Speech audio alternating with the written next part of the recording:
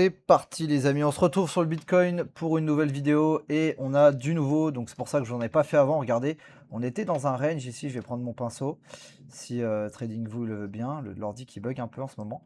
On était donc dans ce range et voilà, pour l'instant il se passait pas grand chose et vu qu'on était le week-end, j'ai préféré ne pas vous faire de vidéo parce que c'est le week-end, c'est beaucoup de bruit et pas beaucoup d'action.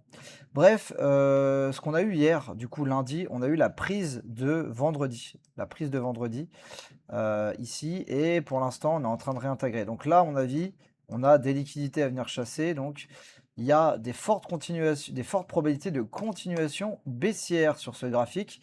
On n'aime pas voir le prix maintenir cette zone, c'est-à-dire on est sur le bas du range, vraiment le bas du range, et on est en train de maintenir la zone. Donc plus on passe de temps ici, plus il y a de chances de casser à la baisse pour aller chercher minimum, je pense, la zone des 55, on va dire, allez, 57, 55.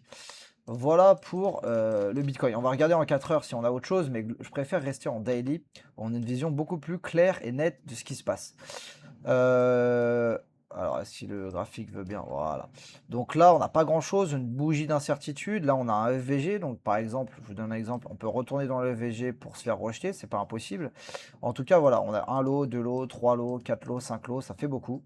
Ça fait beaucoup. Donc, ouais, je pense que vraiment, que ça soit d'ici aujourd'hui, demain, après-demain, mais la direction à moyen terme, je pense qu'elle est baissière et je pense qu'on va avoir, on va dire, l'expansion finale de ce mouvement qui a débuté à 82 000, je vous rappelle quand même, hein.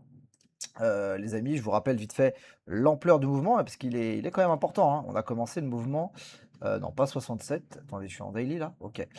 On a commencé le mouvement à 82 000, hein, donc on a fait en deux temps comme ça, donc on pourrait très bien faire ça. Donc ça fait quand même un sacré petit mouvement, hein, 82 000 pour terminer à 55. Ça serait l'objectif. Donc l'objectif, je dirais, ouais, l'objectif, allez, je vais le mettre entre 55 et 50. Je vais le mettre par ici, l'objectif du mouvement. Voilà. Qu'est-ce qu'on a d'autre à vous dire sur le S&P, le Nasdaq? Donc, est-ce qu'on regarde plutôt le S&P ou le Nasdaq? Moi, j'aime bien regarder le Nasdaq. Après, c'est vrai que le S&P mène la danse en général. Le S&P, c'est un peu plus clean. On est en train de revenir combler ce gap qu'on a laissé ici. Donc, la question qui va vraiment se poser là, mesdames, messieurs, c'est est-ce que on est simplement dans un rebond technique, c'est-à-dire qu'on vient combler ce gap complètement et on consolide et on repart dans quelque chose de baissier, alors peut-être pas aussi violemment, ou est-ce que en effet, en fait, on était simplement en train de venir combler le dernier FVG qu'on avait ici pour, excusez-moi les gars, pour faire un nouvel ATH. Donc je dirais, allez, je vais mettre 60% de chance pour faire un nouvel ATH et puis 40% pour le top. Je vais mettre ça en pourcentage. Donc voilà, il faudra voir ce que ça donne ici. En tout cas, le gap va être comblé, je pense. On est parti pour. Au niveau du VIX, on est à combien au niveau du VIX, les gars? On n'a pas bougé, hein, on est 17, donc on est toujours un petit peu élevé. Il faut savoir qu'un VIX au-dessus de 15,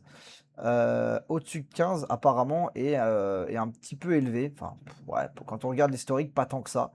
Mais je dirais plutôt au-dessus de cette zone, personnellement, au-dessus des 17. Donc on est à un VIX légèrement élevé, mais pour l'instant, rien de comparable avec ce qu'on avait avant. Donc pour l'instant, en tant que le VIX continue de descendre, c'est plutôt bon signe pour un ATH. Maintenant, si le VIX commence à faire ça, bon bah voilà, on sait qu'il y a de la pression sur les marchés et il y a moins de chances que le S&P fasse un ATH. Mais qui dit le S&P dit les flux sur Bitcoin. Qui dit un S&P ou un Nasdaq qui baisse, dit un Bitcoin qui se casse là tronche. L'oil, il est de retour à 70, donc là, pour l'instant, on a bel et bien pété le range, il faut dire les mots. On a bel et bien pété le range, on est en train de travailler ce gap. Enfin, bientôt d'ailleurs, on n'est pas encore dedans, mais on va bosser ce gap qui est entre 68 et 69. Donc là, on va arriver dans ce gap. Ce gap-là, que je pensais qu'on allait remonter au minimum le travail pour descendre, on n'est même pas venu le chercher.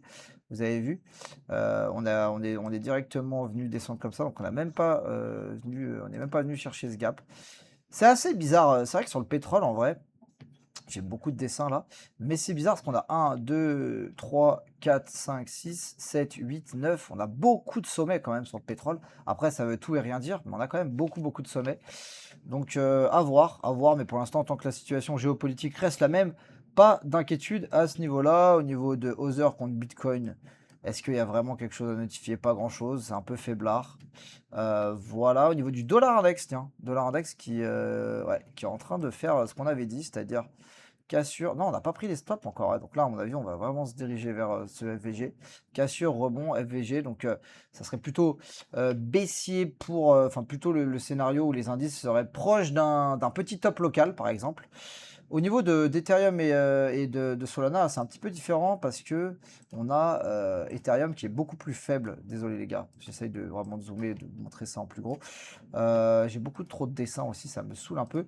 On a donc Ethereum qui est beaucoup plus faible que le Solana, puisque bah, lui, il a même pas réussi à rebondir plus que ça. On est venu ici et on est déjà en train de se faire rejeter. Donc Solana, pardon, Ethereum, c'est direction les 1390 $. Vous allez me dire, mais comment tu sais ça? Parce que quand on passe en weekly, par exemple, on a la zone qui nous saute déjà les 1500, mais surtout cette zone, donc les 1390 $.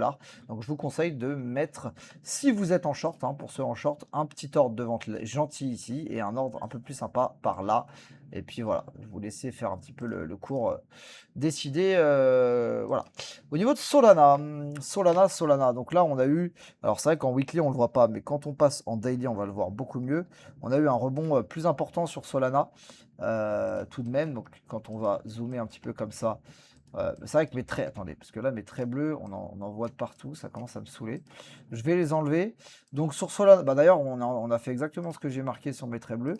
Donc sur Solana, pourquoi ça sent pas très bon? Parce que bon, déjà, il y a deux choses, hein. On est dans un rebond. Là, il y a une grosse FVG qu'on avait déjà travaillé. Regardez comme c'est précis. C'est presque chirurgical. On est venu prendre le petit sommet et là pour l'instant, petite réjection. On a laissé une liquidité, deux liquidités, trois liquidités, quatre liquidités. Bon, après, là, il y a une petite prise de liquidité. Je pense pas que ça soit suffisant. Je pense que ce mouvement est fake et je pense qu'on va aller, au bout d'un moment, péter tout ça à la baisse. On va quand même regarder en petite time frame rapidement avant de passer sur DeFi Lama ce que ça donne sur le sol. On va se mettre en 1 heure. Je veux juste voir s'il y a une petite inversion ou quelque chose. Ouais, on a pété ce. Ouais, ça sent pas bon. Mèche, tac, tac. Là, on a pété ce FVG. Donc potentiellement, on serait peut-être déjà sur un contre-mouvement. Après, en vrai, il n'y a pas vraiment beaucoup de volume. C'est très algorithmé quand tu vois des trucs comme ça. Donc faut faire attention. Bref, moi je suis plutôt sur le Solana et l'Ethereum. Je suis short. Sur le Bitcoin, je ne le suis pas. Je devrais parce qu'au final, il n'est pas beaucoup plus fort en ce moment. Il fait les mêmes perfs que les alts, que Ether et Solana. Donc moi, les objectifs sur Solana sont 50 $, entre 55 et 50 $. Les premiers objectifs. Au niveau de la liquidation map, donc sur Bitcoin, on va regarder vite fait. On voit qu'il y a un gros cluster à 61 000 et quelques et qu'il y a un très gros cluster jusqu'à 57 000 sur le modèle 1. Modèle 2, j'aime bien tester différents modèles pour comparer un petit peu. On va vite fait voir ça. Après, ça sera surtout sur DeFi là. Ouais, on a un putain de cluster. Regardez comme c'est précis. À 58 000. Donc là, il y a tout qui commence à pointer vers énormément de liquidation ici. J'ai vraiment l'impression qu'on va s'y diriger, pour être honnête. On va regarder sur DeFi Lama. Et sur DeFi Lama, les gars, c'est vraiment pas terrible, ça craint. On a eu encore des outflows hier de 250 millions. Donc là, je sais pas si vous vous rendez compte, mais ça fait plus de 1 mois que l'argent sort tous les jours des ETF. Il y a eu un jour où il y a eu 30 millions, mais 30 millions, c'est comme s'il n'y avait pas eu d'entrée.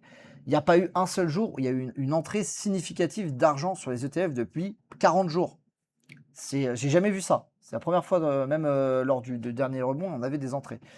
Donc là, c'est vraiment, voilà, il n'y a pas d'intérêt, voire il y a du désintérêt, voire même il y a de l'argent qui sort concrètement.